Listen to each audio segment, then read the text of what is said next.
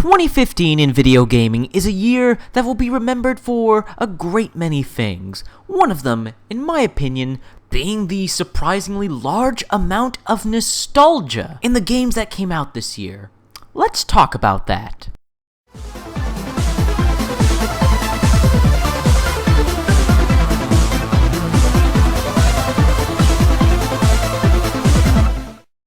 Hey! Hi, how you doing? And welcome back to the Gamertron Show. Nostalgia. A wistful desire to return to a thought or in fact a former time in one's life, to one's home or homeland, or to one's family and friends, a sentimental yearning for the happiness of a former place or time. That is the official definition of nostalgia on dictionary.com. And oh boy, was 2015 filled with that. I mean, at least in terms of the video gaming industry and the video games that came out this year, 2015, nostalgia played a big role. To give some examples, The Witcher 3 and Fallout 4. Two video game sequels to two franchises that a great many people have nostalgic feelings towards. We got Transformers Devastation, an awesome throwback to the original Transformers cartoon back in the 80s. We have Star Wars Battlefront, which was also a huge throwback to the original Star Wars trilogy back in the 1970s. Then we have Metal Gear Solid 5 The Phantom Pain, which that series in particular, Metal Gear, had a huge nostalgic impact on gaming as a whole. Now, every year in terms of video games, there is always some nostalgia to be had, but I find this year, 2015, more so than other years, really had it going with the nostalgia. Now, I don't think this is necessarily a bad thing, but I don't think this is necessarily a good thing either. This isn't a bad thing by any means. It's great that people get to celebrate the things that they loved when they were younger. Things that help develop them as a person, make them happy.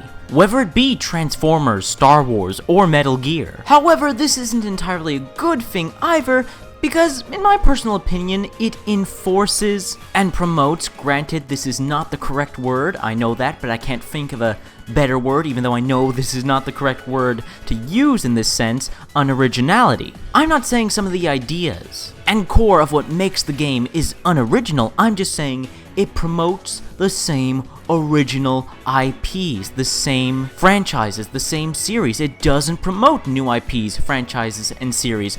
It shows publishers and developers, hey, people want more of the same stuff. So instead of creating new stories and new characters, all spanking brand new in a whole new world or universe or something like that, we get the same characters with some new additions in the same world, in the same story. And again, while there's nothing wrong with that, me, personally, I love new IPs, I love new worlds, new characters, new franchises, new series. While I absolutely adore Star Wars and Transformers, and I will never not mind more Star Wars and Transformers, it would be nice to see something new that isn't based off an old video game, an older movie, a book, a comic book. It's one of the reasons I'm attracted to games like Titanfall and Evolve. Sure, those may not be the most popular games, but they're new IPs, they're new worlds, new characters, just flat out new stuff.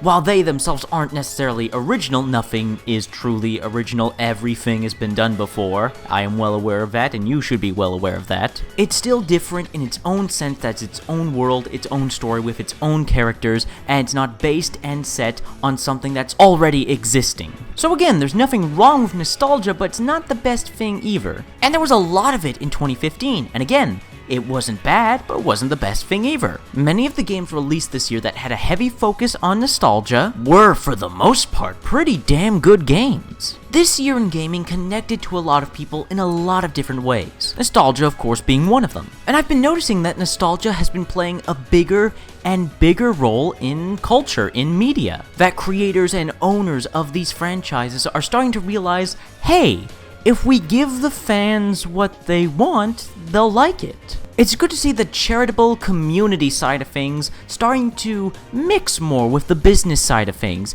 instead of doing what would be most profitable or what a focus group might say. God, focus groups are one of the stupidest ideas in history, at least when it comes to gaming. So I'm definitely happy to see fans of these different series getting that shot of nostalgia adrenaline. Myself included, we all need it sometimes. These franchises, these series, these stories, these characters that we grew up with, or have good memories of when we were younger. It's great to relive those moments. It really truly is. I am a supporter and advocator of people being happy and spreading happiness. And to see a lot of that happen this year, it really does warm my heart. I mean that. I just hope that the upcoming years of gaming, 2016, 17, and so on, don't have too much of a reliance on nostalgia. There certainly will be some nostalgia in 2016, what with Doom, Uncharted, possibly a new Zelda game, new Deus Ex game, and a new Hitman game. While nostalgia will definitely play a role next year, and probably the year after that, I just hope that doesn't become what all the companies, all the video game developers and publishers start to solely rely on, just making sequels to the same series and trying to bank on that nostalgia profiting. Again, there is nothing completely wrong with that. It's just me personally, I like new stuff. I'm sorry to sound like a broken record, but I like new characters, I like new stories, I like being introduced to new worlds. I like having my creativity, my knowledge, my imagination challenged by being introduced to something new. It's one of the reasons I fell in love with the Mass Effect games. Because before, my idea, almost my sole idea of science fiction, or at least space opera science fiction, was Star Wars and Star Trek.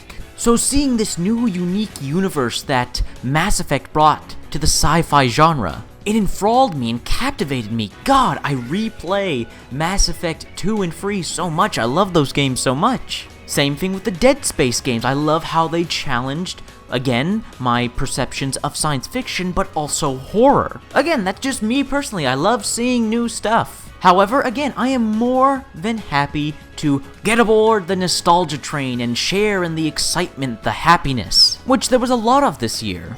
And hey, if you're happy with that, if you're content with nostalgia being something companies bank on year to year when it comes to video games, I'm more than happy with that. If that's what you want, I hope you get it. We got a lot of it this year, and it provided some really good, really fun, really entertaining video games, bringing back what we love while adding some new additions. It will be interesting to see how nostalgia plays a role in the upcoming years of video gaming. But what are your thoughts, feelings, and opinions on this subject? I know I repeated myself quite a bit in this video, and I apologize for that. This is just a particular subject where there are a few things I wanted to emphasize about the same thing, as odd as that sounds. But what are your thoughts, feelings, and opinions on this video and the subject matter? I'd love to hear them in the comment section below. I love reading comments. I don't get nearly enough comments. Please leave a comment. And if you like the video in any way, shape, or form, please hit the like button. Hitting the like button helps you, helps me, helps everybody involved in the video if you hit the like button. And finally, I am the Gamertron. I love video games. I love talking about video games. And if that's something that interests you, maybe consider supporting my channel by subscribing to me. Anyways, guys, this has been a video. I hope you enjoyed it, and I will see you all later.